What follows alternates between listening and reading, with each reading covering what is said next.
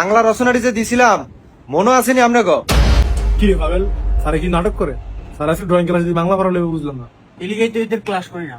এই বুসুর বুসুর বাদ দে, এই ফোন খারাপ। আচ্ছা রচনা যে এদিন কটা দিছিলাম? 3টা।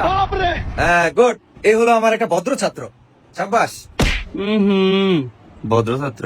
এই আপন এই প্রথম রচনা গরুর রচনাটা ক। গরু রচনা। স্যার গরু হচ্ছে আমাদের একটি গৃহপালিত প্রাণী। গরুর দুটি পা আছে, একটি লেজ আছে। গরু দ্বারা আমরা হাল চাষ করে থাকি। গরু আমাদের অনেক উপকৃত একটি প্রাণী। তবে রাখাল ভাইদের প্রতি আমাদের একটাই অনুরোধ, রাখাল ভাইরা গরু চড়াতে চড়াতে নদীর পার নিবে না, কারণ নদীতে রয়েছে একটি ভয়ঙ্কর জন্তু যার নাম কুমির। আর কুমিরের 4টি পা আছে, একটি ভারী চোয়াল আছে, যার দ্বারা গরুকে খেয়ে ফেলবে। তোর কইছি আমি গরুর রচনা কইতি, তুই কুমির আইলো খিলিগে দিকে। আচ্ছা বাদ দে, তো 2 নম্বর রচনা বাড়ির রচনা ক। বাড়ির রচনা। অনেকগুলো ঘর মিলে একটি বাড়ি হয়ে থাকে। বাড়িতে শৌচালয় থাকে, রান্নাঘর থাকে, বাড়িতে অনেক মানুষ থাকে। তবে বাড়িওয়ালা ভাইদের কাছে আমার একটাই অনুরোধ, বাড়িওয়ালা ভাইরা নদীর পাড়ে বাড়ি করবেন না। রাতে আপনারা ঘুমারে কুমির আপনাকে টেনে নিয়ে যাবে, কারণ কুমিরের রয়েছে 4টি পা, একটি ভয়ঙ্কর চোয়াল, যা দ্বারা আপনাকে খেয়ে ফেলবে।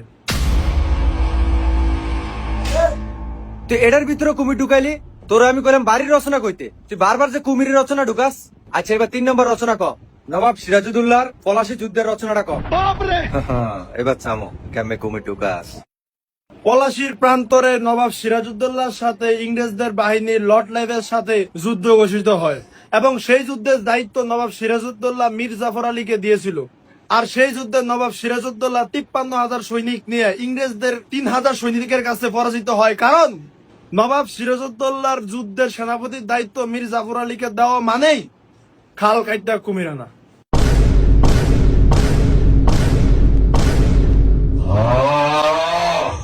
সুতরাং আমরা সবাই জানি কুমির একটি ভয়ঙ্কর জন্তু, যার 4টি পা আছে এবং একটি ভয়ঙ্কর সোয়াল আছে, যা দ্বারা মানুষকে খেয়ে ফেলে। দেখ সত্যি জানোয়ারে এটার ভিতরে কুমির ঢুকাইছে। এটা কি কুমিরের রচনা রে? বাইরে বাইরে বাইরে, কান ধরে ঘাড়ে থাক। অজাতে কত বড় অজাতে লইতে পারে, সবটির ভিতরে কুমির ঢুকাইছে। কানো ধরে ঘাড়ে থাকবি পুরা ক্লাস।